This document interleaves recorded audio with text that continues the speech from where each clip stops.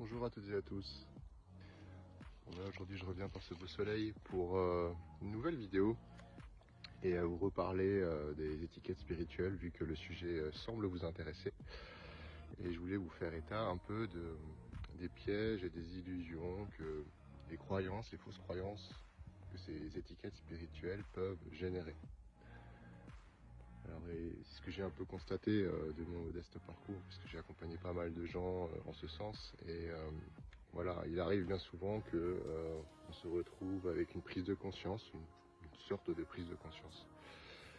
Et on se retrouve affublé d'une étiquette, d'une appellation.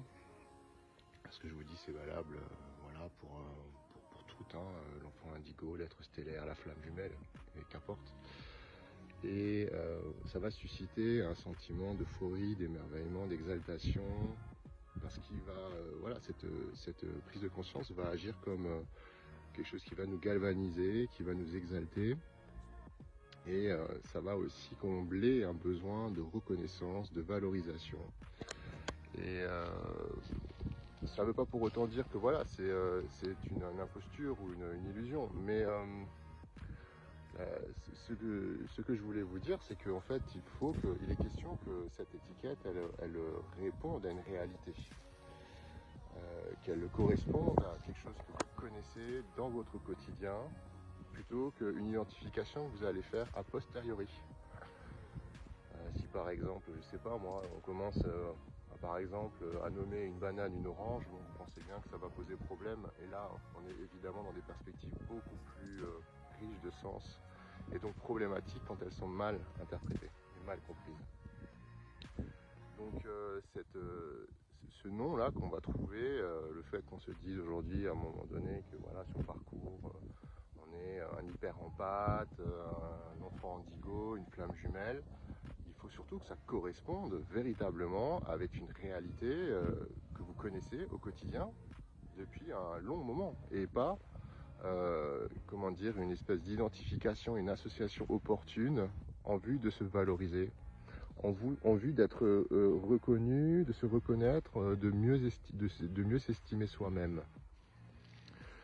Moi par exemple, à titre personnel, avant que voilà, je puisse être comment dire, estampillé d'une étiquette ou d'une autre, c'était une réalité qui existait depuis toujours en moi. Je me suis toujours intéressé à la spiritualité, je me suis toujours intéressé aux questions existentielles et philosophiques, voilà, et ça, c'est pas parce qu'un jour on a mis un autre nom, un autre qualificatif que ça a changé quelque chose à ma réalité quotidienne. Et c'est toute la différence entre l'être et le paraître. Donc cette identification, cette association identitaire, elle peut être vraiment problématique si elle ne correspond pas à ce que vous êtes fondamentalement. Vous pouvez être sensible à l'injustice dans le monde, ça fait pas de vous un hyper empathe, hyper puissant, venu sauver la planète. Enfin voilà, je fais un peu le cliché New Age pour que ça peut prêter à sourire, mais c'est un peu ça aussi qu'on voit souvent.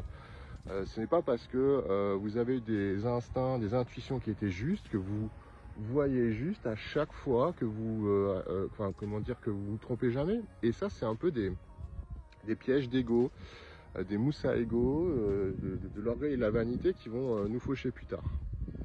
C'est ce que Jung disait à l'époque, hein, dès qu'un sentiment d'infériorité ou de supériorité nous traverse, c'est bien souvent une intrusion de la psyché collective et une forme de, alors le mot il est un peu fort de café, mais de possession. C'est une énergie qui nous traverse, qui nous manipule.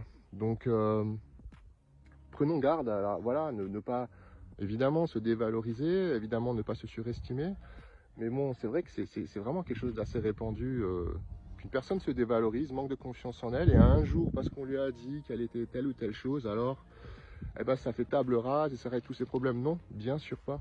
Ça ne l'empêchera pas de devoir travailler sur elle, de comprendre les véritables raisons concrètes de sa dévalorisation, plutôt que du jour au lendemain se retrouver bombardé d'une appellation magique, merveilleuse, qui va changer tous ses problèmes. Non, c'est pas vraiment comme ça que ça se passe, vous en doutez bien.